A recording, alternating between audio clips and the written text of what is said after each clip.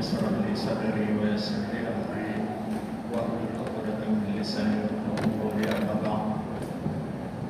Pertama sekali syukur alhamdulillah kehadiran Allah Subhanahu wa taala, karena detik ini Allah masih mencurahkan rahmat dan karunia-Nya kepada kita bersama, sehingga kita dapat melaksanakan ibadah saum dengan sempurna sampai hari ini, dan juga kita dapat mengikuti rangkaian ibadah yang menopang untuk menciptakan haji ataupun puasa yang merupakan tujuannya adalah la'allakum tattaqun. Ini salah satu sebagai tangga untuk mendapatkan derajat takwa nanti di saat puasa telah selesai. Dan juga salawat dan salam kepada hadirat junjungan besar Muhammad sallallahu alaihi wasallam sebagai suri teladan bagi kita. Juga kita sangat mengharapkan syafaat beliau, terutama nanti pada hari kiamat kelak. Tuan-tuan guru, mohon izin kepada Bang Anda, tidak ada guru yang bakti. Ini karena tugas ataupun karena sudah diberikan oleh PKM kepada kita untuk menyampaikan tausiah Ramadan. Jadi bapak-bapak, ibu-ibu, anak-anak kami sekalian yang sangat kami banggakan, pada malam hari ini kita sudah berada pada malam yang keempat. Kita diberikan oleh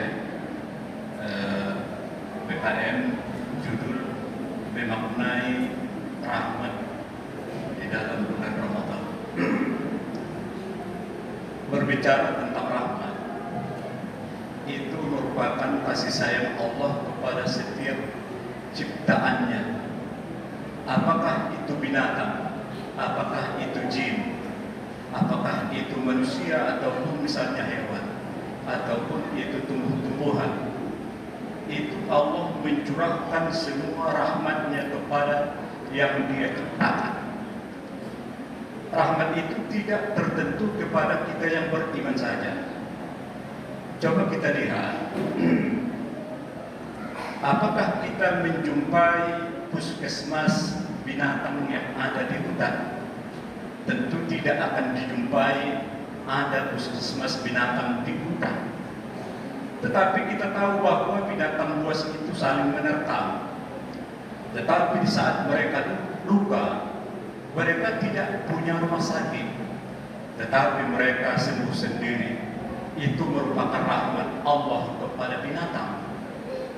Dan juga kita melihat orang yang tidak beriman dengan orang yang beriman sama-sama diberikan Allah waktu 24 jam, satu hari satu malam.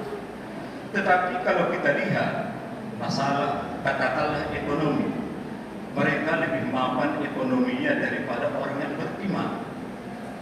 Kenapa hal itu bisa terjadi? Jadi itu merupakan suatu ujian kepada kita sebagai seorang yang beriman, bahwa walaupun misalnya orang-orang non-muslim itu diberikan Allah kesejahteraan yang luar biasa, padahal mereka juga hanya menggunakan waktu yang 24 jam juga sama dengan kita. Tetapi di situ kita lihat banyak ketimpangan sosial di antara kita dengan mereka. Disitulah satu rahmat Allah kepada siapa saja hambanya yang Dia menciptakan. Tetapi nanti di akhirat ada Rahim. Ar-Rahman itu Bismillahirrahmanirrahim. Ar-Rahman itu meliputi semua ciptaan Allah. Tetapi kalau Ar-Rahim itu nanti hanya milik kita orang-orang yang beriman. Katakanlah misalnya orang-orang yang tidak beriman kepada Allah, mereka misalnya membaca Al-Quran, mereka tidak akan mendapat nilai di sisi Allah nanti di akhirat. Mereka tidak mendapat rahim. Orang-orang yang non-muslim katakan mereka membangun masjid ataupun mereka berinfak dan sebagainya, namun mereka tidak akan mendapati rahim Allah nanti di akhirat. Berbeda dengan kita. Jadi kita banyak di dalam puasa ini yang diberikan Allah sebagai sugesti buat kita, supaya kita betul-betul untuk mengisi Ramadan ini dengan sebaik mungkin. Sebagaimana sabda Rasulullah sallallahu alaihi wasallam, al-jannatu mushtaqun ila arba'in. Jadi surga itu rindu kepada 4 hal. Pertama, talil Quran, orang-orang yang gemar membaca Al-Quran. Orang-orang yang membaca Al-Quran setiap saat dipanggil oleh surga. Surga itu sangat rindu kepada orang-orang yang membaca Al-Quran. Tetapi terkadang kita malas untuk membaca Al-Quran. Mungkin ada penyebab. Dia bagaimana kalau membaca Quran ningnakan. Jadi di bulan Ramadan ini merupakan suatu momen yang baik buat kita bersama. Orang-orang yang ingin membaca Al-Quran dengan baik di bulan ini, malaikat Jibril datang menjumpai Nabi untuk tadarus Al-Quran. Malaikat Jibril dengan Nabi, mereka saling mulai di tahun marcicimaan dunia, marcicimaan Al-Quran. Malaikat Jibril dengan Nabi kita Muhammad SAW. Jadi di sini pun marilah kita menggunakan kesempatan ini. Kalau kita ingin dirindukan oleh sorga, perbanyaklah membaca Al-Quran. Walaupun kita belum betul untuk bisa mahir membaca Al-Quran, karena di situ ada motivasi yang diberikan oleh Nabi. Orang-orang yang mahir membaca Al-Quran nanti bersama malaikat-malaikat yang mulia. Sementara orang yang tanaknak membaca Al-Quran, mereka mendapat 2 pahala. Bobe mar'ah orang, marnuknetan pembacaan ta'aran marsiajar duita, kita mendapat 2 nilai. 1 nilai membaca, yang kedua nilai usaha untuk kita membaca dan belajar Al-Quran. Jadi tidak ada di situ kesia-siaan. Jadi untuk itu kepada orang tua terutama, mungkin kita masih punya anak atau masih punya cucu, mungkin kita tidak bisa lagi untuk mahir membaca Al-Quran. Janganlah kita tinggalkan generasi-generasi kita sama seperti kita yang tidak mahir membaca Al-Quran.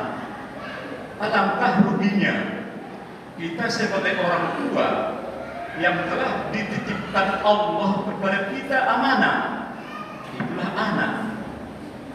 Tentu di situ nanti kita diminta pertanggungjawaban di hadapan Allah. Kalau kita tidak betul-betul mampu untuk mendidik dan mengarahkan anak kita kepada jalan yang benar, disinilah tugas kita sebagai orang tua untuk mendidik, mengajarkan anak kita itu segala hal yang berkaitan fardu ain kepada mereka. Jangan sebelumnya kita harapkan kepada guru, karena menurut data Departemen Agama bahwa lebih 50% guru pagi, guru agama Islam tidak pandai membaca Al-Quran. Tentu ini sangat riskan. Guru agama yang sudah digaji pemerintah bahkan mendapat sertifikasi, gaji mereka puluhan juta 1 bulan. Kita titipkanlah anak itu kepada mereka supaya anak-anak kita pandai membaca Al-Quran. Coba bandingkan anak-anak kita yang tidak ikut belajar madrasah sore, bandingkan dengan anak-anak yang ikut madrasah di sore hari. Siapa yang lebih mahir membaca Al-Quran? Kalaulah kita hanya mengandalkan bacaan Al-Quran yang diajarkan oleh guru-guru agama, baik dia di SD, SMP, SMA ataupun sanawiyah, saya masih meragukan kemahiran anak-anak kita untuk membaca Al-Quran. Buktikan sendiri. Pula kita bagi menonton untuk pidalanan isi mahiran kita bagi dalam nanti membaca Al-Quran. Itu merupakan suatu bukti nyata bahwa kalaulah kita tidak menopang anak kita untuk belajar atau mengajari anak kita di rumah membaca Al-Quran, anak kita mungkin sama dengan kita nanti. Matunut dosowani membaca Al-Quran ini data dari Departemen Agama. Ulang boyak dua buyu apa mantan Departemen Agama dua guru pak itu dong jolo. Tapi itulah, tapi mungkin bukan di daerah kita, tapi mungkin seluruh Indonesia. Tapi itulah yang dihadapi oleh generasi-generasi akan datang. Tentu suatu hal yang sangat merugikan kita sebagai umat Islam. Gaji mereka cukup tinggi hanya untuk membekali anak-anak kita untuk membaca Al-Quran, untuk supaya anak-anak kita bisa untuk kata-kata sholat atau misalnya mengajari anak tari sumbaya. Coba perhatikan anak tari bahas sama malu-malu dari sunnah sumbaya ini atau bagaimana. Jadi itulah kita lihat fenomena yang ada di masyarakat. Kita sangat mengkhawatirkan tentang keberadaan agama kita ke depan. Kalaulah kita sebagai orang tua tidak peduli kepada keberagaman anak-anak kita nanti, tentu anak kita lah nanti yang akan menjerumuskan kita ke dalam neraka. Na'udzubillah. Dari untuk itu saya tekankan kepada saudara-saudaraku orang-orang tua yang punya anak, janganlah terlalu kita mengharap kepada guru-guru yang ada di SD ataupun di agama di tempat yang lain untuk mengajari anak kita sholat. Tetapi itulah tugas kita di rumah. Karena kalau kita serahkan kepada anak-anak, kalau kita menyerahkan anak itu ke sekolah, guru itu hanya meluruskan aja, bukan mengajari dari nol. Jadi itu kepada kita semua, marilah kita ajari anak kita belajar agama di rumah, karena itu merupakan tanggung jawab kita sebagai seorang tua. Karena Nabi bersabda, kullu mauludin yuladu ala fitrah, setiap yang lahir itu semuanya adalah fitrah suci, namun tar di dalam negeri illa anna abawai, kecuali hanya orang tuanya lah yang membuat anak itu Yahudi, Nasrani ataupun Majusi. Jadi kitalah yang memilih mau kemana anak ini kita arahkan. Apakah anak ini kita biarkan? Apakah generasi kita ini akan kita jadikan supaya mereka itu menjadi Majusi atau Yahudi atau Nasrani? Tentu karena kita sebagai seorang yang Muslim yang dilahirkan dalam keadaan Islam, kita tidak akan mau anak kita itu terjerumus. Untuk itu sebelum anak kita terjerumus, kewajiban kita sebagai orang tua, marilah kita ajari dan kita bimbing anak kita itu supaya mereka itu nanti punya agama yang bisa mendoakan kita di saat kita telah tutup mata buat selamanya. Karena hanya dari mereka lah yang kita harapkan nanti di saat kita telah dipabuat itu bagian di hutan. Itulah doa dari anak yang soleh.